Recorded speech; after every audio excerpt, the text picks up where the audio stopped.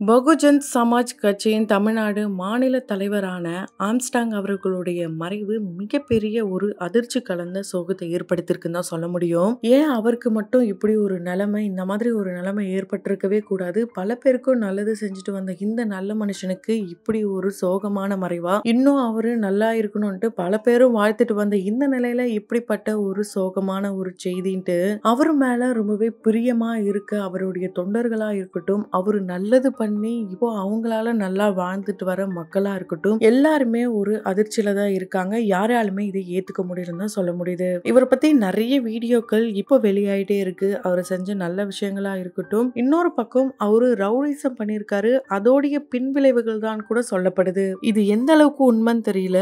அவர் இருக்கும் போது வந்த வீடியோஸை விட இப்போ அவரை பத்தி வர வீடியோக்கள் அவரை பத்தி தெரியாத விஷயங்களை தெரியப்படுத்துது. அதுல குறிப்பா அவர் கட்சிக்காக பாடுபட்டாருன்னு தெரியும். அதே நேரம் தன்னுடைய காதல் மனைவிக்காகவும் அவர் நிறைய விஷயங்கள் பண்ணிருக்காராம். இவருடைய மனைவி பேர் பொற்கொடி. இவங்களும் ஒரு வழக்கறிஞர் தான். பொது வாழ்வுல ஈடுபட்டதுனால திருமண வாழ்க்கை நமக்கு செட் ஆகாது, திருமணமே பண்ணக்கூடாது அப்படின்ற ஒரு முடிவுல இருந்த இவருடைய மனசை மாத்தி எல்லாருடைய சம்மதத்தோட ரொம்பவே கோலாகலமா இவங்களுடைய திருமணம் ரொம்பவே வித்தியாசமான முறைப்படி நடந்திருக்கு. இவங்களுடைய மனைவி பொற்கொடி அவர்களுடைய அப்பா திருநாவுக்கரசர், அம்மா விஜயலட்சுமி, இவங்களுக்கு ஒரு தங்கை மலர்கொடி அப்படின்ற தங்கையும் இருக்காங்க. பொற்கொடி அவர்கள் சின்ன வயசுல இருந்து பொது பணியில ரொம்பவே அதிக ஆர்வம் கொண்டிருக்காங்க. குறிப்பா அம்பேத்கர் அவர்களுடைய கொள்கையை பின்பற்றதுல ரொம்பவே ஒரு முக்கியத்துவத்தை கொடுத்திருக்காங்க. அதனாலதான் எப்படியாவது நம்மளும் ஒரு வழக்கறிஞர் ஆகணும் அப்படின்ற முடிவு எடுத்து இவங்களும் வழக்கறிஞர் ஆயிருக்காங்க.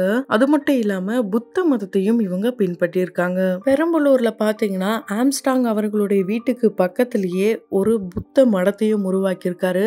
அங்கதான் இவங்க அடிக்கடி வந்து போயிருக்காங்க. அப்படிதான் இவங்க ரெண்டு பேருக்கும் இடையில நட்பு ஏற்பட்டிருக்கு. நம்ம எல்லாருக்குமே தெரியும், பட்டியலின மக்களின் முன்னேற்றத்துக்காக தொடர்ந்து செயல்பட்டு வந்து தலித் போராளி வழக்கறிஞர் தான் ஆம்ஸ்டாங் அவர்கள். அவருக்கும் அம்பேத்கர் அவர்களுடைய கொள்கை மேல அதீத ஈடுபாடு இருக்கு. நம்மள மாதிரி அவங்களும் இருக்காங்களே அப்படின்றதுனாலதான் நட்பு ஃபர்ஸ்ட் வந்திருக்கு.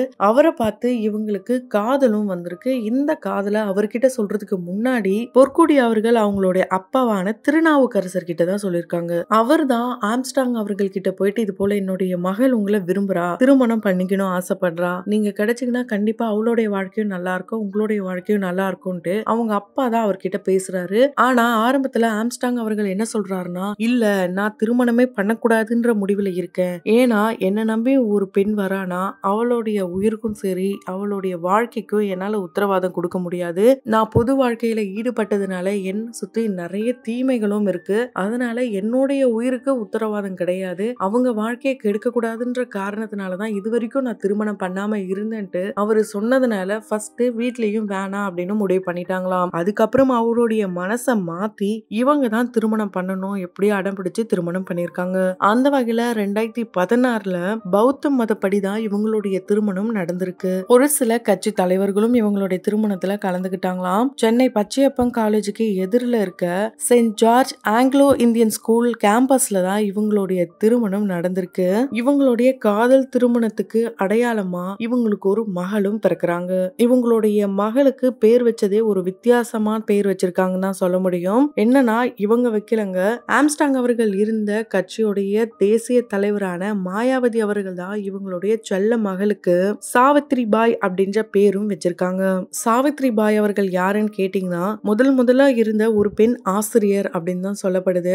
அவங்களோட ஹிஸ்டரி எடுத்தா அது அப்படியே போயிட்டே இருக்கும். பெண்களுடைய கல்விக்காகவும் பெண்களுடைய நலனுக்காகவும் போராடின பெண்மணிகள்ல அவங்களும் ஒருத்தவங்க. அவங்கள மாதிரியே ஒரு போராளியா வரணும்ன்ற நோக்கத்தோடு தான் இந்த பேரை வச்சிருக்காங்க மாயாவதி அவர்கள். அது மட்டும் இல்லாம தேசிய உரிமம் பெற்ற இத்தாலிய துப்பாக்கியை ஆம்ஸ்டாங் அவர்கள் வச்சிருந்தாரு அப்படின்றது பல பேருக்கும் தெரிஞ்சிருக்கும். அது எதுக்காக, அவரு தான் நல்லவராச்சு, அவர் கையில எதுக்கு துப்பாக்கி, அப்போ அவரு தப்பு செஞ்சிருக்காருன்னு தானே அர்த்தம் அப்படின்ட்டு இவருக்கு அகேன்ஸ்டா இருக்கிற ஒரு சிலர் சொல்லிட்டு வராங்க.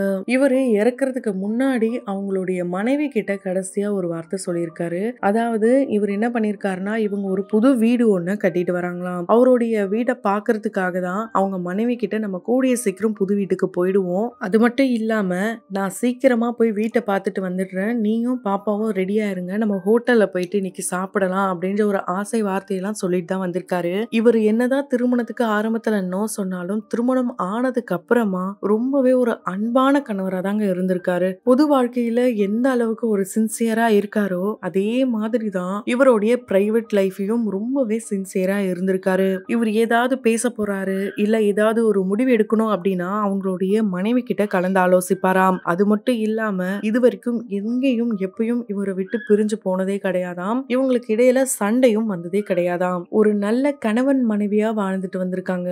இவர் வீட்டை விட்டு கிளம்புறதுக்கு முன்னாடி அவங்களுடைய செல்ல மகளை கட்டி அணைத்து முத்தம் கொடுத்துட்டு தான் கிளம்புனாராம். பத்திரமா இரு, நான் வந்துடுறேன் அப்படின்னு தான் சொல்லிட்டு கிளம்புனாராம். ஆனா வீட்டுக்கு அவருடைய பிணம் தான் வந்ததாம். அவங்களுடைய பிணத்தை பார்த்துட்டு கதறி கதறி அழுதுருக்காங்க. அவருடைய இறப்பு செய்தியை கேட்டதும் மயக்கம் போட்டு விழுந்திருக்காங்க பொற்கொடி. அதே மாதிரி தான் இயக்குனர் ப ரஞ்சித் அவர்கள், வெற்றிமாறன் அவர்கள், மாரி செல்வராஜ் அவர்கள், கூல் சுரேஷ், தீனா அவர்கள், இப்படி பல பேரும் இவருடைய இறப்புக்கு இரங்கல் தெரிவிச்சது மட்டும் இல்லாம நேரடியா போயிட்டு அஞ்சலியும் செலுத்தினாங்க.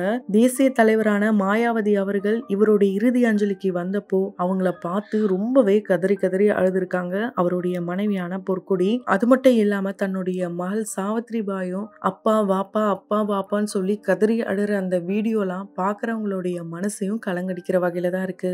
இவருடைய மறைவுக்கு அப்புறம் கூட ஒரு கேஸ ஃபைல் பண்ணிருக்காங்க பொற்கொடி அவர்கள். என்னன்னா, இவருடைய உடலை பெரம்பலூர்ல இருக்க கட்சி அலுவலகத்துடைய வளாகத்துல தான் புதைக்கணும் அப்படின்ட்டு கேஸ் ஃபைல் பண்ணதை தொடர்ந்து என்ன இவங்களுக்கு தீர்ப்பு கிடைச்சிருக்குன்னா, திருவள்ளூர் புத்தூர்ல வேணா நல்லடக்கம் பண்ணுங்க, அவருடைய நினைவிடத்தை அவருடைய கட்சி அலுவலகத்துல வச்சுக்கோங்க அப்படின்ட்டு தீர்ப்பு கிடைச்சிருக்கு. இவருடைய இறுதி ஊர்வலத்துல பாத்தீங்கன்னா ஜெய் பீம் வீர வணக்கம், ஜெய் பீம் வீர வணக்கம் அப்படின்ட்டு முழக்கங்கள் ரொம்பவே சத்தமா இருந்தது. 2024 நடந்த நாடாளுமன்ற தேர்தல்ல பகுஜன் சமாஜ் கட்சியை சேர்ந்த வேட்பாளர்களுக்கு ஆதரவா ஓட்டு சேகரிக்க பொற்கொடி அவர்கள் கட்சி பணியிலும் ஈடுபட்டிருக்காங்க. சோ பொற்கொடி அவர்களுக்கும் அவங்களுடைய மகளுக்கும் இறைவன் தான் துணையா இருக்கணும்.